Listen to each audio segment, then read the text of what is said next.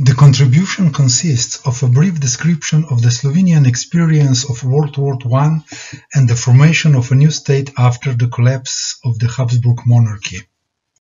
Slovenians entered the 20th century as an identifiable nation with developed political, cultural and social life. Since the agreement with Hungary in 1867, the state they lived in had been called Austro-Hungary.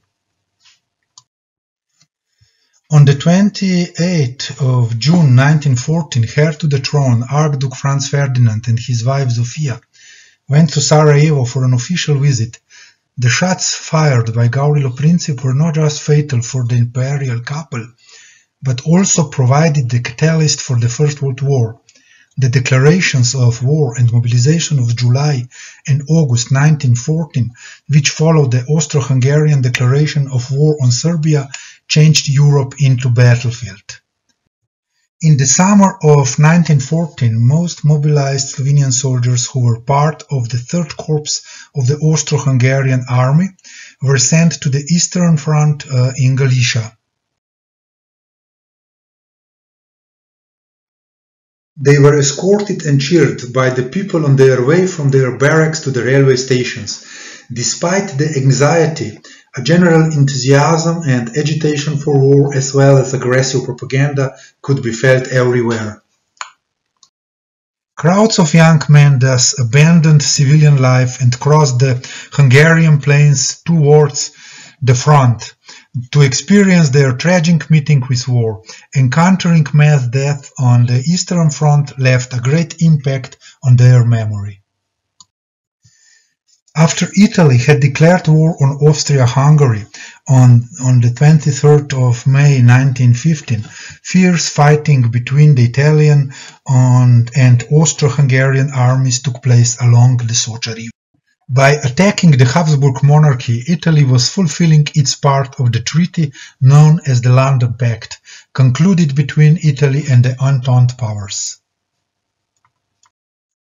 The bloodiest fighting, with the highest number of casualties, was in the Karst region. The Socha front saw 11 Italian offensives. Despite horrific numbers of fatalities, around 300,000 dead soldiers on both sides, the positions changed very little. Living conditions were extremely bad on both sides of the front line.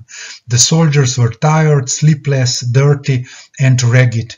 Bodies remained unburied on the battlefield, lice and rats multiplied.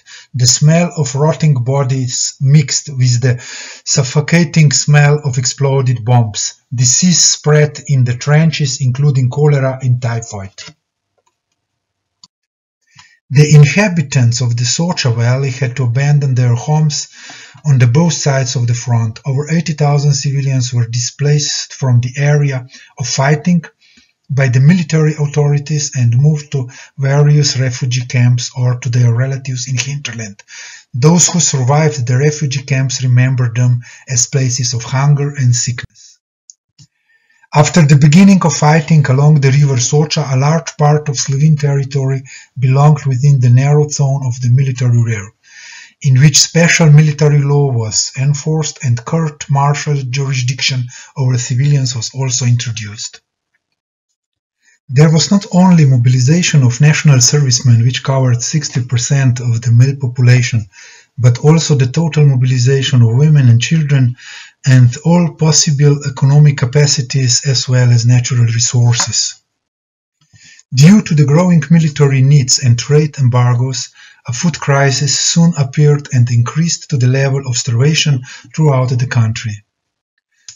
The growing lack of food, which resulted in very high prices and the introduction of ration cards, as well as efforts to find industrial substitutes for various foods, caused changes in eating habits and gave rise to social revolt.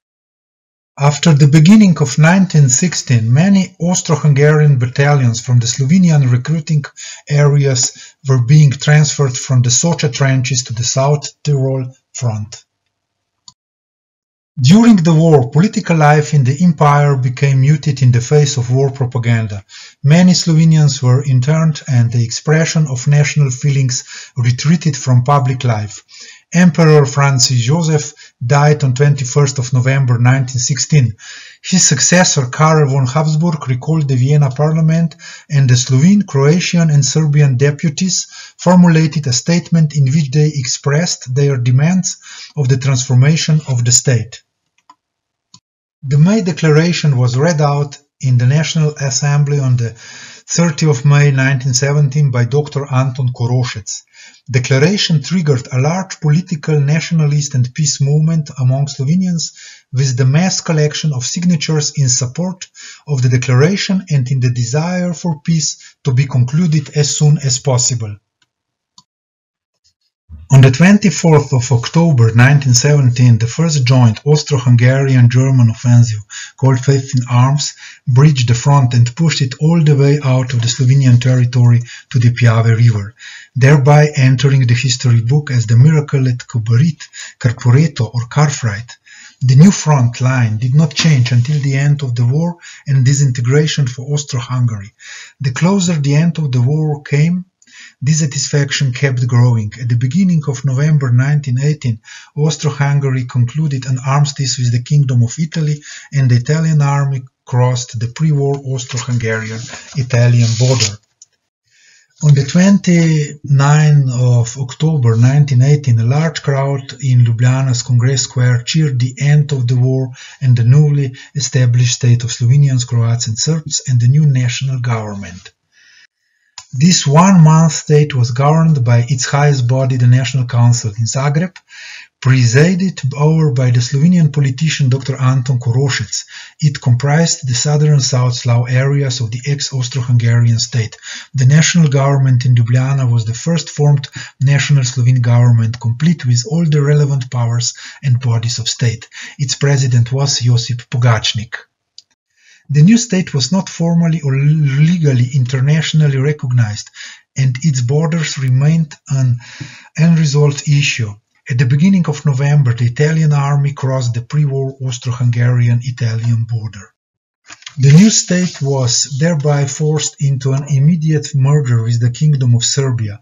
The new state was a constitutional monarchy of a 3-in-1 nation with a parliament in which a simple majority passed decisions. In Štajerska, Lower Styria, a Slovene officer from the former Austro-Hungarian army, General Rudolf Meister, with military action achieved the desired border of the new state for this area along the Mura River, and this was also accepted by the Peace Conference. In Carinthia, Koroška, a Slovenian National Council had already been set up in September 1918 with the intention of incorporating the Slovene parts of Carinthia into the new Slav state, and German Austrians also established their national council to incorporating whole Carinthia to the new Austrian state. Occasional clashes between both sides continued until June 1919.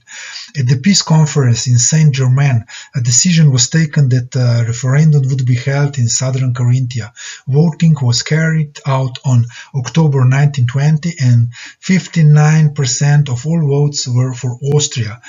The Trianon Peace Treaty brought Prekmurje into the new Yugoslav state. One major gain for Slovenians was the University of Ljubljana, founded in 1919. At the 10th anniversary of state, Radio Ljubljana started broadcasting with a Christmas program. The Ljubljana stock market tried to express its influence before the Great Depression. Despite its undeveloped state, the agriculture remained an important economic branch and protector of traditional values, which interlace with the growing modernization of the Slovene industrial and city centers. The International Trade Fair in Ljubljana was one of the most important international public events in Yugoslavia in the 1920s. King Alexander Karađorđević used to open visit it with great pleasure. The Slovenian People's Party was the major political force in Slovenian part of the kingdom, but it was mainly in opposition until 1927. Parliamentary tensions in Belgrade came to a head when a deputy of the Serbian National Radical Party shot on Croatian opposition deputies in 1928. In a coup d'etat, On 6th of January 1929, the king dissolved parliament, suspended the religious and national political parties along with the government and constitution. It was in this context that the state changed its name to the Kingdom of Yugoslavia. The very name was supposed to underline the unity of the state. The king ruled with the assistance of a government that was headed by General Peter Živković. This period saw the world economic slump, which reached its lowest point in the Slovenian regions at the beginning of the 30s. The failure of the king's policy of mastering the opposition in Yugoslavia was demonstrated on October 1934. On a visit to Marseille, he was killed together with the French foreign minister in an assassination carried out by the extremists. The kingdom entered its final phase. The Croat politicians gained the autonomous region of Croatia in 1939. A wish to avoid the war resulted in the kingdom entry into the pact with Germany and his allies, which was signed on the 25th of March 1941. Demonstrations under the influence of Western-oriented politicians and the military command marked the overture to the attack on the Kingdom of Yugoslavia, followed by its collapse and division among the occupying powers.